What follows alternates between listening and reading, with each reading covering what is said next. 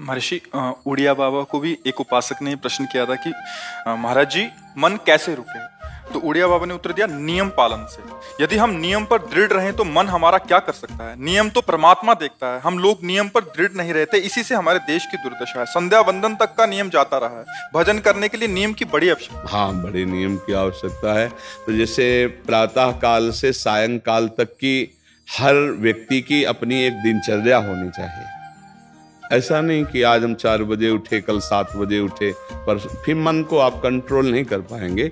मन के लिए एक दिनचर्या होनी चाहिए कि हमको 10 बजे सोना है, 4 बजे उठ जाना है, तो फिर 4 से 4:15 नहीं होना चाहिए, 4 बजे उठ जाना, ऐसा नियम बना ले। और उठ करके हमको थोड़ी देर नाम जप करना है, थोड़ी देर हमें वाणी जी का गायन करना है, थोड़ी देर हमें ध्यान, एक अपनी दिनचर्या।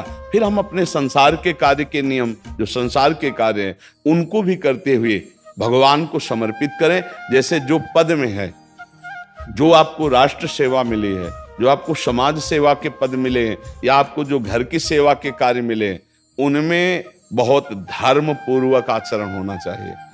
अगर आप अधर्म आचरण करते हैं, अपने पद का दुरुपयोग करते हैं, तो आप सुबह जग करके थोड़ा माला चला लीजिए, फिर भी आपका कल्याण नहीं होगा, क्योंकि आप अपने पद का, अपने सेवा का दुरुपयोग कर रहे हैं। जैसे हम जानते हैं कि अधर्म आचरण है, ये अधर्मी है, हमें पता है दोषी है, और वो हमको कुछ धन दे देता है, और हम उसको मुक्त करवाने की बात सोचते हैं, और जो निर्दोष है उसको फंसा देते हैं। अब तुम चाहे जितना माला चलाने की कोशिश करो या दान पुण्य करो, वो तुम्हारा अधर्म आचरण, वो अधर्म का धन तुम्हें सतमार्ग में नहीं जाने देगा। नियम लेना चाहिए कि जिस पद में है, जिस धर्म में है, जिस कर्तव्य में है, चाहे कुछ भी हो जाए, हम अपने कर्तव्य से विमुख नहीं होंगे। जितना जप महान है, उतने कर्तव्य महान है। दोनों बातें समझना है।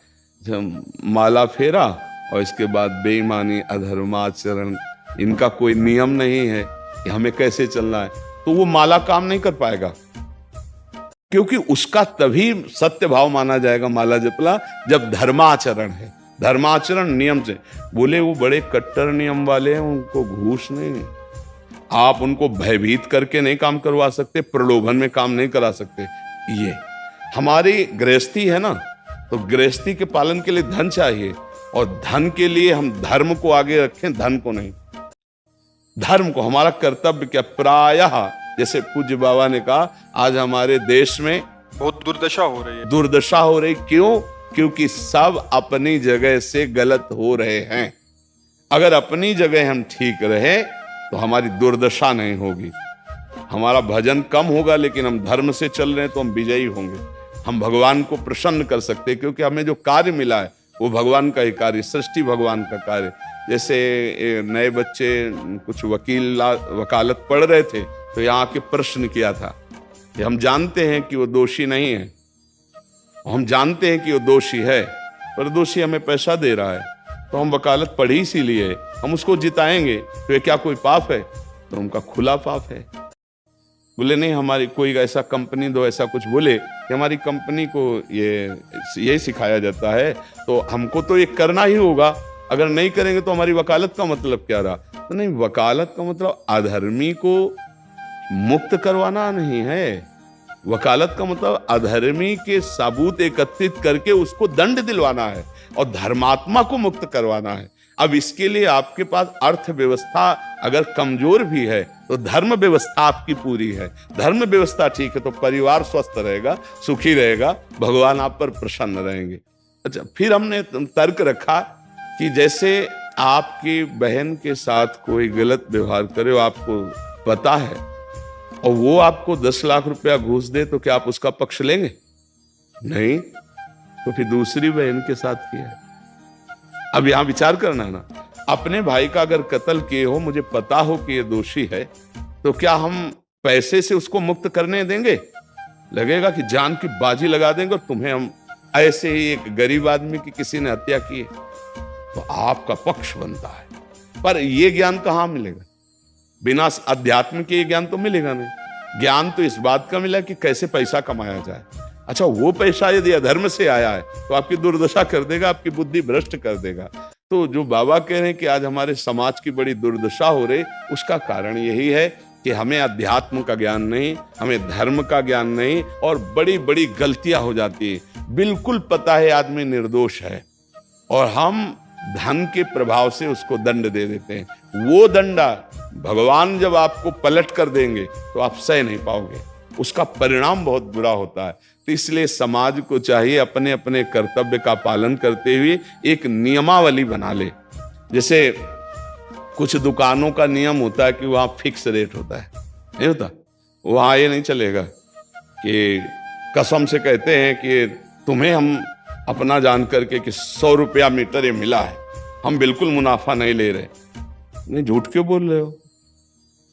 दुकान खोले हो मुनाफा के लिए, झूठ क्यों बोल रहे हो? नहीं लेंगे मुनाफा, हम जितने का लाए हैं उससे मुनाफा लेंगे, पर 120 रुपया मीटर देंगे, कपड़ा बढ़िया है, नाप फिट है, इससे नीचे नहीं उतरेंगे, हमें सफाई देने की जरूरत नहीं है कि हम कसम खाते हैं या ऐसा। जानते हो ये बिजली है, दुकान है, नौकर लगे हैं, तो इसका मुनाफा लेने के लिए दुकान खोलें, कोई दान करने के लिए तो नहीं। तो सबको पता है मुनाफा लेगा, लेकिन एक फिक्स दाम, उसे 10-20 रुपया का मुनाफा लेकर के हम उसको बेच रहे हैं। लेकिन झूठ क्यों बोले? झूठ के बिना धंधा नहीं चलता? नहीं, ऐसा नहीं है। अब असत्य बोलोगे तो उससे जो आपको मुनाफा मिलेगा वो आपकी बुद्धि भ्रष्ट करेगा, और सत्य है कि मुनाफा के लिए है वही चीज, और आप एक फिक्स रेट में दे रहे, बढ़िया है। अब अगर आप कोई मिलावट करके भोजन सामग्री दे रहे हैं, आपको पता है, तो जो खाने वाले के हृदय में बैठे हुए भगवान है वो तुम्हारे जीवन में मिलावट कर देंगे, तुम्हारा जीवन महान दुखमय हो जाएगा। ये कहां समझा जाता है? एक आदमी सिंथेटिक दूध बना रहा है, उससे कहो ये अपने बच्चे को पिला, नहीं पिलाएगा। फिर ये दूसरे का बच्चा जब पिएगा तो उसकी हालत क्या होगी? दूसरे शरीर में जाएगा तो हालत क्या होगी? वो केवल धन की बुद्धि रखता है। एक आदमी घी में केमिकल मिला रहा है, एक ऐसे अभक्ष्य पदार्थ मिला है, वो स्वयं नहीं खाएगा, लेकिन वो होटलों में भेजा जाएगा, हजारों लाखों लोग खाएंगे, बीमारी बढ़ेगी, उसको रुपया से मतलब है। ये चीज, ये दुर्दशा हर जगह धर्म का ज्ञान न होने के कारण फैल रही, नहीं फैल रही। एक मरीज बीमार है, असली दवाओं में पैसे ज्यादा है, नकली दवा लेकर के असली के दाम में बेच देना, उसको बिल्कुल फायदा ना होना। लेकिन परमात्मा देख रहा है, तुम जानते हो नकली दवा है, वो तो नहीं जानता बेचारा, ज्यादा पढ़े लिखे नहीं, किसान आदमी गांव का आया है, तुमने दे दिया और उसने पैसा दिया असली के। अब वो पैसा तुम्हारी बुद्धि भ्रष्ट करेगा, तुम्हारे परिवार में कलह पैदा करेगा और तुम्हारा पतन कर देगा।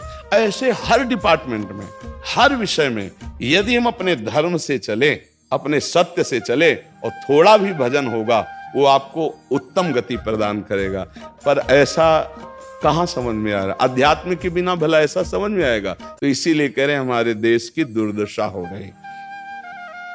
पूर्वजों में पहले ये था कि हमारा धर्म नहीं जाना चाहिए चाहे प्राण चले जाएं, हमारा चरित्र नहीं जाना चाहिए चाहे सर्वस्व नष्ट हो जाए। आज इसकी कोई परवाह नहीं, तो उसी से बुद्धि भ्रष्ट हो जाती है, जीवन एक पशुवत आचरण वाला हो जाता है, और वो अपने को बड़ा सुखी समझने लगते हैं कि हमारे पास बड़ा वैभव है। लेकिन प्यारे, उस दिन को याद करो जिस दिन तुम्हारा आखिरी समय होगा, ना तुम्हारा फार्म हाउस जाएगा, ना महल तुम्हारा जाएगा, ना बैंक बैलेंस जाएगा, ना कोई व्यक्ति, और ना ये शरीर। अब तुम्हारे कर्म तुमको भोगवाएंगे। उस समय की कौन याद करता है? अगर उस समय की याद हो तो भय लग जाए कि नहीं नहीं, पाप नहीं करूंगा, क्योंकि जाना है यहां से। अच्छा, कब जाना है कुछ पता नहीं, किसी भी समय ट्रांसफर हो सकता है इस शरीर से।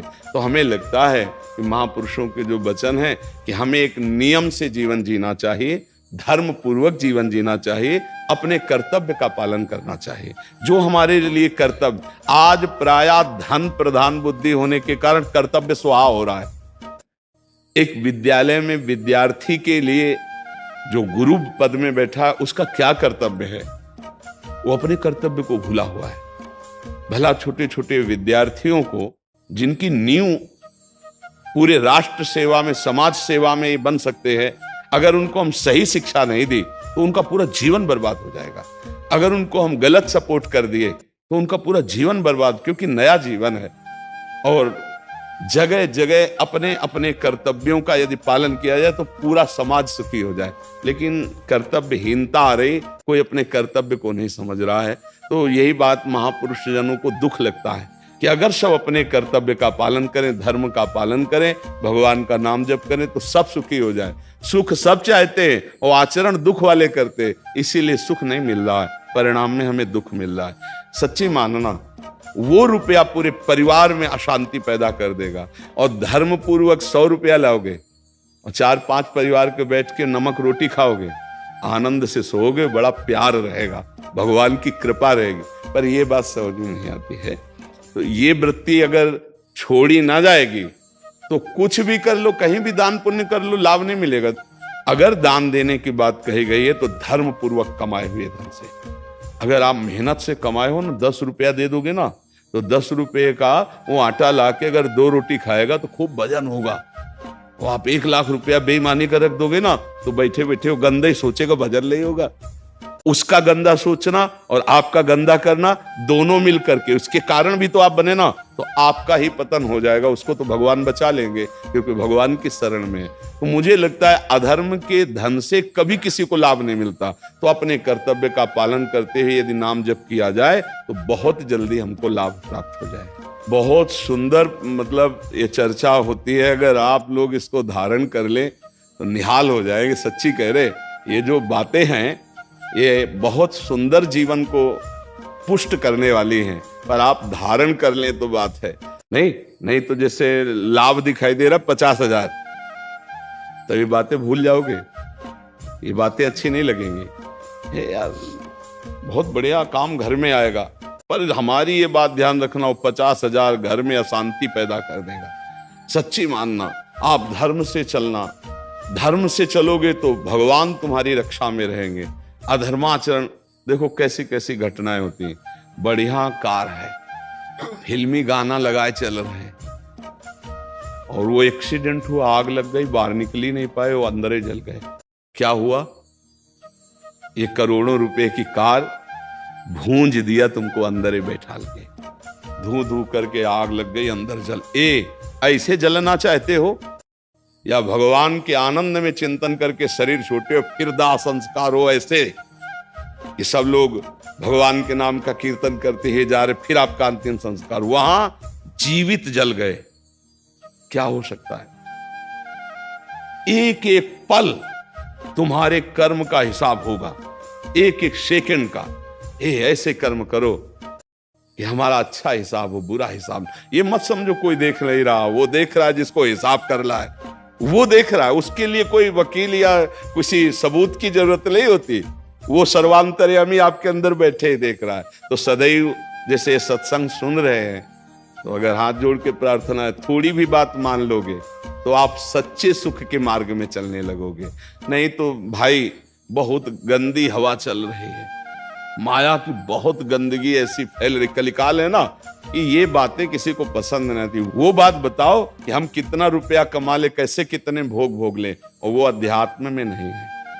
आपको सच धोखे में मत रहना, अध्यात्म में है। जितना आप धर्म से चलोगे उतना सुखी होगे, और लोक में है जितना धन मिल जाएगा उतना सुखी माना जाएगा। लेकिन वो सुख नहीं है, वो चंद मिनट के लिए हाइलोजन की तरह जलेगा, फ्यूज हो जाएगा। और धर्मात्मा दीपक की तरह जलेगा, पर बहुत काल तक चलता रहेगा। इन बातों का चिंतन कीजिए, खूब नाम जप कीजिए और भगवान के भरोसे रहिए, गंदे आचरण मत कीजिए।